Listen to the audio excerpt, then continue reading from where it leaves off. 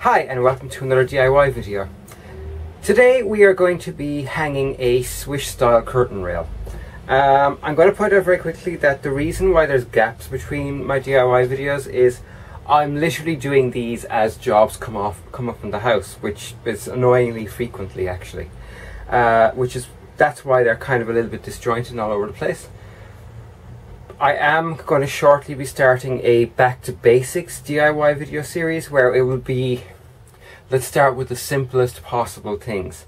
A guide, say, to wiring a plug, changing a light fitting, and as I said before in the past, sharpening a blade, sharpening a knife, changing a hacksaw blade, that sort of thing. Even simple things like how do you change a light bulb in an overhead spot, because they're a little bit finicky. But today we're putting up a curtain rail, so guess we better get started. So here we have the tools we're going to need for this job. Starting with measuring devices. My woodworker's measuring tape has vanished for some reason, so I'm going to be using a dressmaker's one tape for today. Just a plain ruler as well for shorter measurements. Drill. I'm working with a 5mm drill bit because I was going to use these, but I'm now going to use these. Now these are the ones that came with it. I actually didn't realize they were actually reasonably good. But that said, if these turn out not to hold, these are on standby. These are a much more expensive raw plug designed for use in plasterboard or drywall. Hacksaw for shortening the curtain rail itself. Hammer and a wooden block for driving these into driving the draw plugs into the holes that are drilled for them. So yeah, so better get started, I suppose. Okay, so the first job is going to be measuring where the curtain rail is going to go to cut it to size. So we're going to measure between here and here because this is a bay, and we're going to take 1 inch to 2 inches off that measurement. In this case probably only 1 inch, and that's to allow just a little clearance on either side for the curtain rail to actually move in.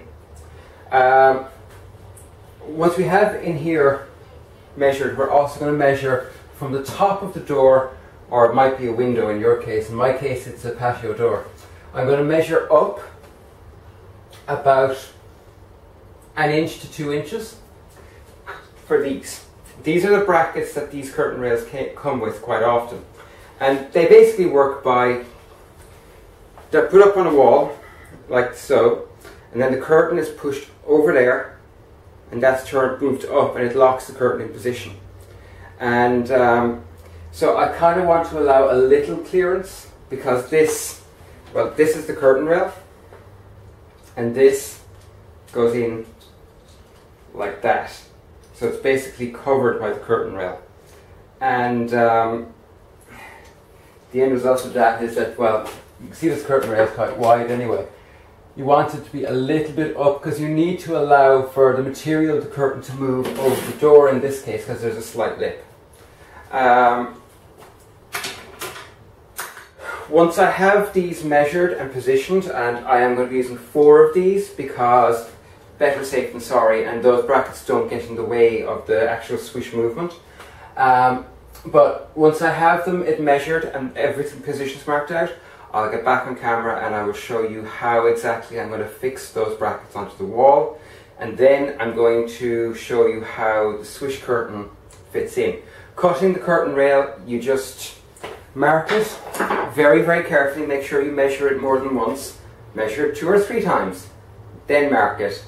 Then check your measurements, then cut, and cut with a junior hacksaw.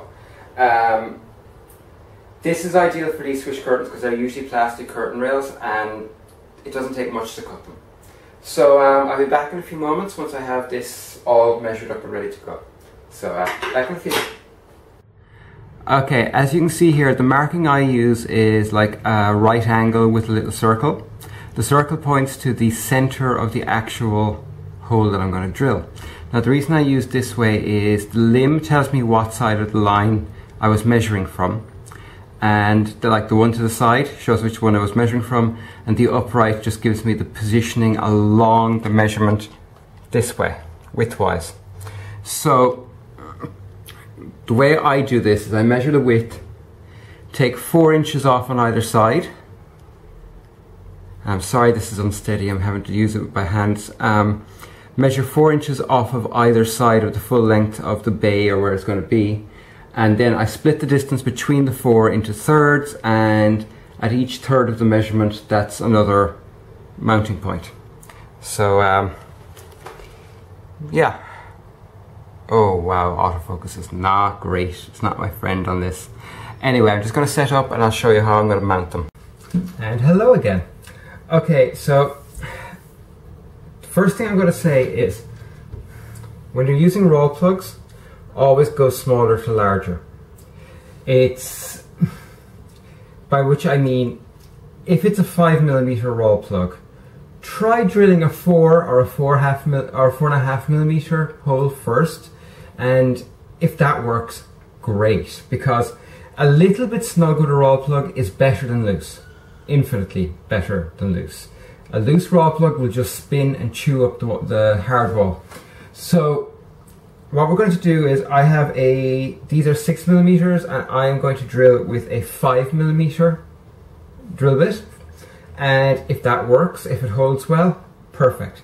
But if it doesn't hold well, I still have the option to go to my larger, stronger raw plugs. So that's the point, that's the plan.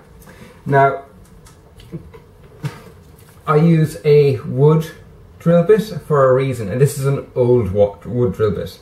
The tip on the spike is actually worn down from use, because a wooden drill bit has a little bit of spike for centering, which is why it's great for this. Now, plasterboard or hardboard or hardwall or drywall, whatever you call it, isn't a very hard material. It drills very, very easily. It's chalk, essentially.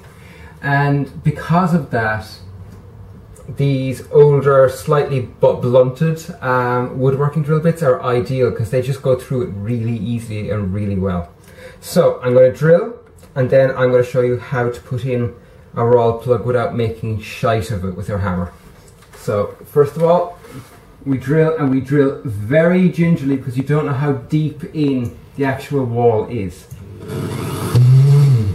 And that's hammer drill mode, don't need that. As you can see, we have loads of clearance in behind there, so that's not a worry. So take your raw plug and try and push it in, and the tip just barely goes in, so that's good. That means it's more likely to hold.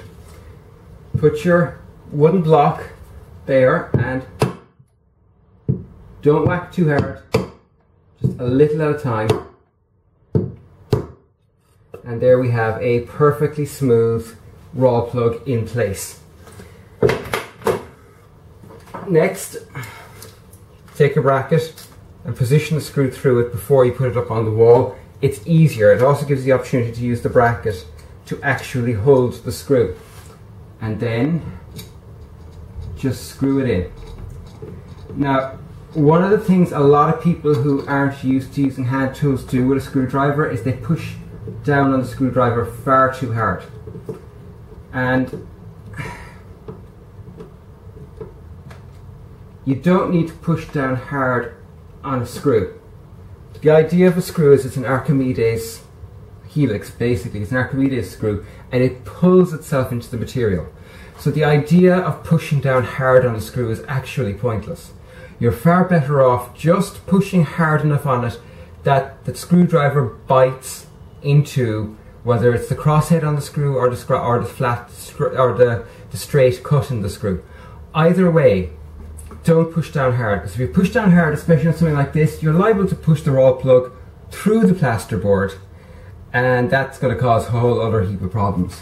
But as you can see, this is now pretty solidly in place. So I'm going to do the other three, and then I'm going to show you how I'm going to put up the actual rail and how the clips attach to it, and that's it. So, be right back. Okay, last step. So with this particular one, there's usually some indication of which direction is up on these, and in this case it's one edge is chamfered, one side is chamfered, the other side ends it like a bracket style thing, a right angle. So with these, all you do Well, with these particular brackets, so you make sure these are hanging down, and you put this in, and you make sure you put it into the right slot because it would be embarrassing otherwise. In this case, it's the bottom one. Push it in, aha, and turn the little locking handle. And that's another one. And that's another one. And that's another one. And the only other thing to find out about this is, now, this will vary by make and brand and how they're made, but this is your curtain hanger thingy. And in the case of this particular curtain rail, you just hang it there, pull this back slightly, and pop it on. And as you can see, it has free rein the whole way along. Now, there's one other thing I actually forgot to do. And the reason I'm not doing it is because it's awkward as sin to do it on camera, is these. These go on the end, and they actually stop these from flying off the end when you actually open or close the curtains. Although I have to say, yeah, it could on that end, but on the other end, not a hope. So these are just held on with a little screw-like clamp, and they just fit over the end and they just screw on. It's very, very simple and very, very easy. And yeah, so that's it. I'm going to stop recording and finish this off, and I'll be back with some closing comments in a few minutes. So, see you soon. So, that was hanging a swish curtain rail. In closing, the only suggestions I would give you that I didn't already cover are, if their instructions come with it, read the fucking instructions. RTFM, read the fucking manual. Always. I would also suggest that if there isn't instructions for your particular set, go online, check if there are, because there may be something peculiar to how your particular curtain rail is supposed to be hung that isn't readily apparent. Aside from that, it's not a difficult job. Just take your time, measure carefully. When you drill, make sure that the drill is square, by which I mean it's at 90 degrees to the surface you're drilling into from every direction. You might need to practice with that because it's actually a skill that has to be learned. Other than that, just be careful getting on and off of your step. Holding a power tool like a drill and getting off and tripping is potentially very, very painful. I speak with experience. It hurts to get impaled with a drill bit. A lot. So yeah, apart from that, actually there isn't anything apart from that. So I will see you again soon for another vlog. I don't know when the next DIY one will be. It'll be whenever something crops up or something hits my mind particularly forcefully. In the meantime, have a great day, and I'll see you again soon. Bye!